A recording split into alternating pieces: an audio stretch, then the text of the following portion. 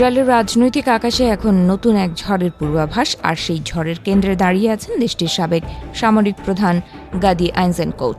দীর্ঘদিনের কথিত লৌহ মানব বেনিয়ামিন নেতানিয়াহুর অপ্রতিদ্বন্দ্বী শাসনের ভিত কাঁপিয়ে দিয়ে আইজেনকোট এখন হয়ে উঠেছেন এক বড় রাজনৈতিক চ্যালেঞ্জ।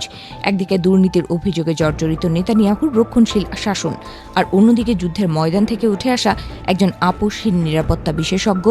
এই দুই মেরুর লড়াইয়ে উত্তপ্ত হয়ে উঠেছে ইসরায়েলের আসন্ন নির্বাচন।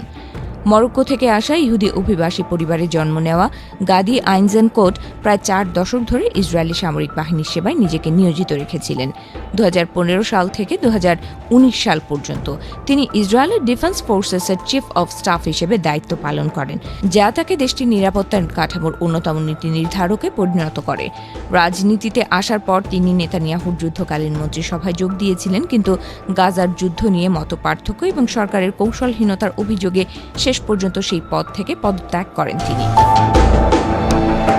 এই রাজনীতিবিদের ব্যক্তিগত জীবনে ট্র্যাজেডি তাকে জনমানুষে এক অনন্য উচ্চতায় নিয়ে গেছে। গাজা যুদ্ধে নিজের সন্তান ও 2 ভাতিজাকে হারানোর পর আইজেনকোটের প্রতি সাধারণ ইসরায়েলিদের সহানুভূতি ও আবেগ এক নতুন মাত্রায় পৌঁছেছে। তাকে অনেক নাগরিকই তার এই ব্যক্তিগত ক্ষতিকে দেশের জন্য সর্বোচ্চ আত্মত্যাগ হিসেবে দেখছেন এবং বিশ্বাস করছেন যে একজন পিতা ও যোদ্ধা হিসেবে তিনি যুদ্ধের ভয়াবহ ও সৈনিকদের আত্মত্যাগের মর্মার্থ অন্য যে কোনো নেতার চেয়ে ভালো বোঝেন। নেতানিয়াহুর সঙ্গে তার মতপার্থক্যের জায়গাটি রাজনৈতিক বিশ্লেষকদের কাছে অত্যন্ত স্পষ্ট। নেতানিয়াহু যেখানে দীর্ঘদিনের পোড় খাওয়া মার্কিন শিক্ষিত অভিজাত রাজনীতির প্রতিনিধি এবং বিশ্বজুড়ে যার শক্তিশালী নেটওয়ার্ক রয়েছে, সেখানে আইজেনকোট নিজেকে একজন সাধারণ মানুষের নেতা হিসেবে তুলে ধরেছেন। তবে তার কথা এবং চলন কোনো প্রথাগত পপুলিস্ট নেতার মতো নয়, বরং এক মাটির কাছাকাছি থাকা মানুষের প্রতিচ্ছবি, যা নেতানিয়াহুর বিতর্কিত ও কিছুটা বিচ্ছিন্ন ভাবমূর্তির ঠিক বিপরীত। আইজেনকোট সম্প্রতি তার নতুন কেন্দ্রপন্থী দল ইয়াশার নির্বাচনী প্রচারণার আনুষ্ঠানিকভাবে শুরু করেছেন। তার মূল স্লোগান গত বছরের 7 অক্টোবরের হামাসের আক্রমণের পর ভেঙে পড়া জনবিশ্বাস পুনরুদ্ধার করা এবং ক্ষতবিক্ষত ইসরায়েলকে নতুন করে গড়ে তোলা। তিনি বারবার বলছেন, এই বিপর্যয় থেকে মুখ ফিরিয়ে নেওয়ার সুযোগ নেই, বরং বিভাজন ভুলে জাতি পুনর্গঠনের এখনই সময়।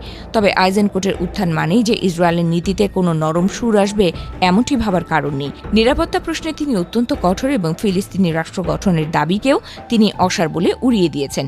লেবানন ও ইরান ইস্যুতেও তিনি নেতানিয়াহুর তুলনায় কম আক্রমণাত্মক নন, বরং উল্টো নেতানিয়াহু সরকারের বিরুদ্ধে তিনি অভিযোগ তুলেছেন যে তারা যুদ্ধের ময়দানে জয়ী হওয়ার আগেই মার্কিন চাপের মুখে নতি স্বীকার করে যুদ্ধবিরতি মেনে নিচ্ছে। নির্বাচনী জরিপগুলো বলছে নেতানিয়াহুর লিকুদ পার্টির প্রধান প্রতিদ্বন্দ্বী হিসেবে আইজেনকোটের ইয়াশার দ্রুত জনপ্রিয়তা বাড়ছে।